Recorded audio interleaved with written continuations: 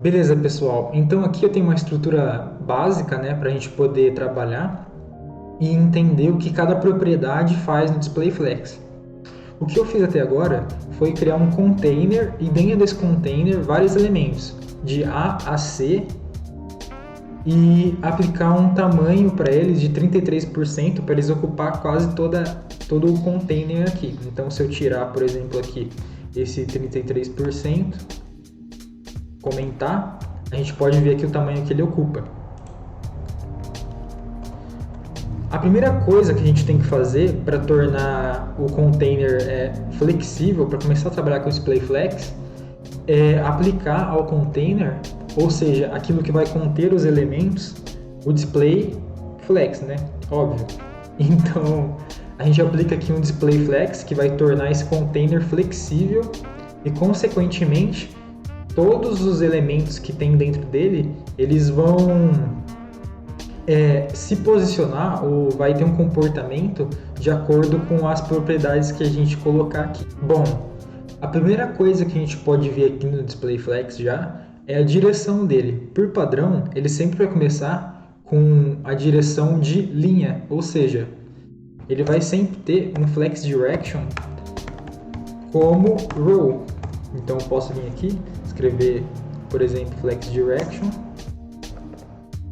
row e não vai mudar nada, porque esse daqui é o padrão, é que aquilo que por baixo dos panos já está aplicado. Só que, por exemplo, vamos supor que eu quero que ele mantenha ainda essa direção de linha, né? Só que eu queria inverter a ordem dos elementos. Simplesmente eu venho aqui, coloco um row reverse e ele já inverte a ordem aqui para mim. Outro tipo de direção que tem no DisplayFlex é a direção de coluna.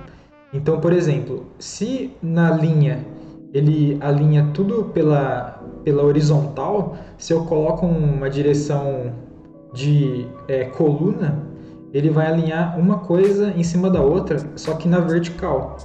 Então eu posso vir aqui, colocar Flex Direction Column, e ele quebrou aqui o nosso layout, mas tipo, ele aplicou aquilo que a gente queria, né? Uma direção de coluna. Então ficou um item em cima do outro. E da mesma maneira que eu fiz ali, eu posso colocar aqui um reverse e ele inverteu a ordem. Então começou agora pelo C, B e A. Só que aqui nos exemplos eu vou deixar aqui como padrão mesmo.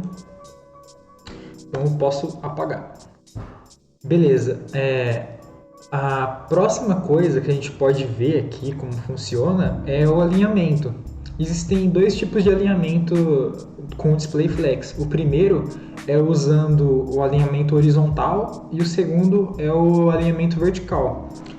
No caso, como a gente tem o Flex Direction Row, então o alinhamento da horizontal seria o Justify Content. Então eu posso vir aqui, colocar Justify Content e, por exemplo, colocar o Justify Content Center. Ele vai alinhar tudo ao centro. Para a gente poder observar, eu vou tirar esse UDF aqui. Então a gente viu que ele alinhou todos os elementos ao centro. Se a gente quiser alinhar tudo ao final, né, do container, a gente simplesmente coloca um Flex End e ele alinhou tudo ao final. Se a gente quiser alinhar tudo no início, Flex Start. Flex Start é o default, né? Então, se a gente não aplicar nada, ele já vai vir como padrão o Flex Start. Aí você me fala, pô, eu quero colocar um espaço entre os elementos. Eu posso vir aqui e para a gente dar um espaçamento entre os elementos, eu posso usar o space between. Between, entre, né? Então vai ser exatamente o espaço entre eles. Por isso que ele jogou cada coisa para um canto. Só que vamos supor que eu não quero que fique cada coisa em um canto. Eu quero que tenha um espaçamento, né, entre eles. Só que ainda assim tem um espaçamento entre o final do container, ou seja, em torno dos elementos. Então eu posso vir aqui e colocar um space around. Então tem aqui o espaçamento em torno deles, né? Aí também tem a parte do alinhamento na vertical. Quando o display quando a direção é linha, a gente pode usar o Align Items. Por padrão, o Align Items ele vem como Stretch. Stretch, não sei como fala. Então, tipo, o Stretch, se você não tiver uma altura fixa por elemento, ele vai sempre tentar ocupar o máximo que ele conseguir de tamanho. Só que no caso, como não tem uma altura esses elementos, se a gente colocar para eles alinhar ao centro, ele vai ter um comportamento diferente. Ele vai alinhar os elementos ao centro, como não tem uma altura, ele vai aplicar aqui o mínimo, né, de tamanho que eu coloquei. Então a gente pode ver aqui que a diferença entre o stretch e o center. No caso, se eu já tivesse um tamanho especificado para cada elemento, o stretch ele não ia ter esse comportamento de tentar ocupar o máximo que ele conseguir. Por exemplo, se eu colocar aqui um rate de 100 pixels no A, ele ia ocupar 100 pixels. Ele só tem esse comportamento quando eu não tenho um tamanho travado ali, né, de altura. Aí continuando aqui vendo como funciona o Align Items, né? Eu posso ter um Align Item Center, um Align Items, assim como o Justify Content Flex End, e um Align Items Flex Start. Só que daí, vamos supor que o meu display tem o Flex Direction de coluna, né? Esses eixos, eles vão inverter. Então, no caso, se aqui for column, vamos lá, Flex Direction, column, nós temos, a gente inverteu aqui a ordem. Então, o que vai alinhar na horizontal vai ser daí o Align Items, e o que vai alinhar na vertical é o Justify Content. Então, posso vir aqui, por exemplo, como ele está Flex Start, né, no Align Items, posso colocar Flex End, e ele vai jogar lá para o final da tela, ou Center, e ele vai colocar no meio. Então, tipo, ele inverte o eixo. Quando Flex Direction Column, ele usa o Align Items para horizontal, e quando é Flex Direction Row, ele usa o Align Items para vertical. Então, vou tirar isso aqui agora. Beleza. A gente já viu como funciona o Align Items e o Justify Content. Beleza, então agora o que a gente pode fazer? A gente pode ver as propriedades não para o container, mas sim para os elementos, né, que também existe no Display Flex. Então eu vou tirar esse Align Item Center para cada elemento ocupar 100% da altura. E vamos começar a ver aqui as possíveis propriedades que existem. A primeira propriedade que a gente pode colocar, como esses elementos aqui, filhos, eles não têm uma largura padrão, né, que antes tinha esse 33%, eu tirei, a gente pode colocar um flex base, né, flex bases. E o que é esse flex bases? Flex bases é o tamanho inicial do elemento. Então vamos supor que eu coloque flex base de 100 pixels no A, ele vai sempre começar com 100 pixels. Se eu coloco flex base de 300 pixels, ele vai começar com 300 pixels. Então eu posso vir aqui e colocar flex base para cada um, por exemplo, para cada elemento. E o primeiro com 300, o segundo com 100 e o terceiro com 200 pixels. Então cada um ele vai ter tipo aquele tamanho base, né? Por isso flex bases. Então o flex bases ele vai determinar o tamanho inicial do elemento. Depois do flex bases a gente tem o flex grow. Flex Grow, ele vai dizer o quanto aquele componente ele pode crescer, né?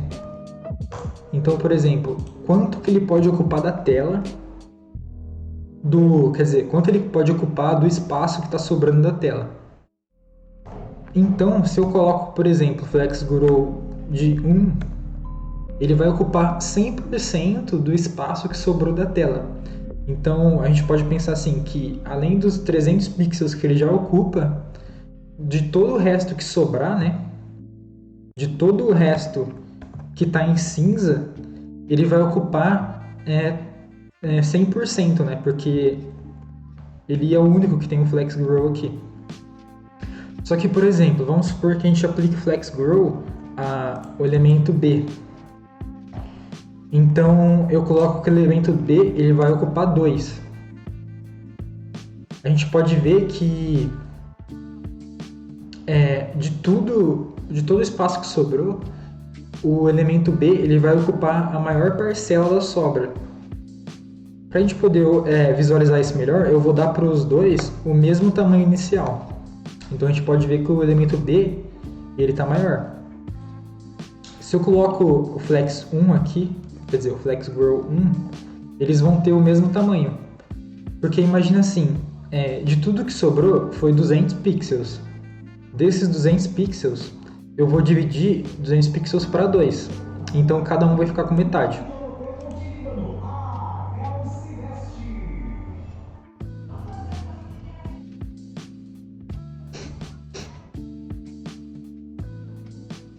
Então cada um vai ficar com metade. Se eu venho aqui e coloco que no B ele vai ter um Flex Grow de 2, então a gente imagina assim, de todo elemento, de todo o espaço que sobrou, foi 300 pixels, né, a sobra. Então divido por 3. Para 3, vai ser 100 pixels para cada um.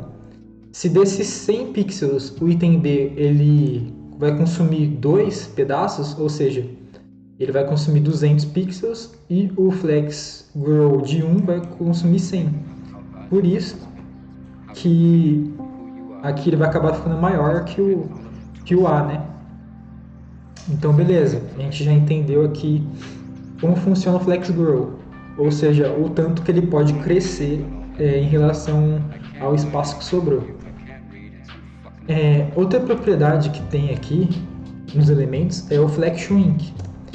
Então, diferente de todos os outros que a gente falou, que ele vai aumentar, né, a proporção do elemento, o Flex Shrink ele vai dizer o quanto aquele elemento pode diminuir.